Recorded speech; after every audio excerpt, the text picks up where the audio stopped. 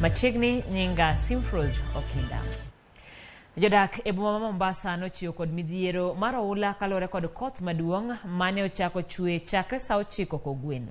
Oula mapek omonjo udi kod kuonde ohala kendo ketho mwandu mag jodak ma osebedo katemo ywero pio oula no. Chenro mag wuoth kod ohala bende orochore kalore kod pi mang'eny mane opong'o nderni e boma ma Mombasa. Achiedh nade omako jodak ma pi odino negi e udi ka bende ok ginya chopo kuonde thieth kod kuonde mag timo ohala.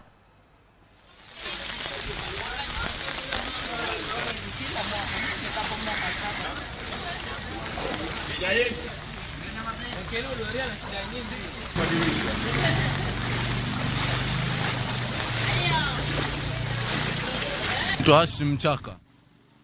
Sisi hapa biashara zifanyiki sasa hivi. Sababu hata mimi mamangu mwana biashara. Mvua inyeshe mpaka sasa hivi hakuna biashara kwa sababu maji yamejaa, hata mtu atakuja vipi paka hapa. Watu wengine tunatarajia watu wengine watoke pale vipi? Hakuna mtu anakuja juu maji yamejaa pale, amekuja yeye mwenyewe ni shida pale huko. Amezungukwa na maji. Hii maji inaisafanya nipate ugonjwa kwa sababu tangu saa 11 nimekaa tu kwa maji.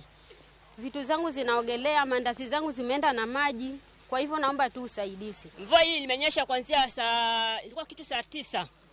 Mpaka saa hii tunavyoona bado inaendelea kunyesha na imekuwa na madhara kiasi ya kwamba kupita kwetu kuweza kwenda hospitali hatuwezi kwenda. Hata kuweza kwa watoto wetu kupeleka shule hatuwezi. Na hata hivi tunaona kwamba kipindupindu ndicho kinatuangalia sasa.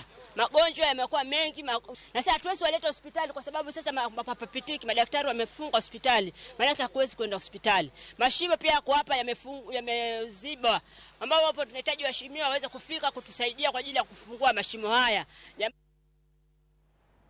Kawadhi nyime ni jodak ma Mombasa Bagong'anyo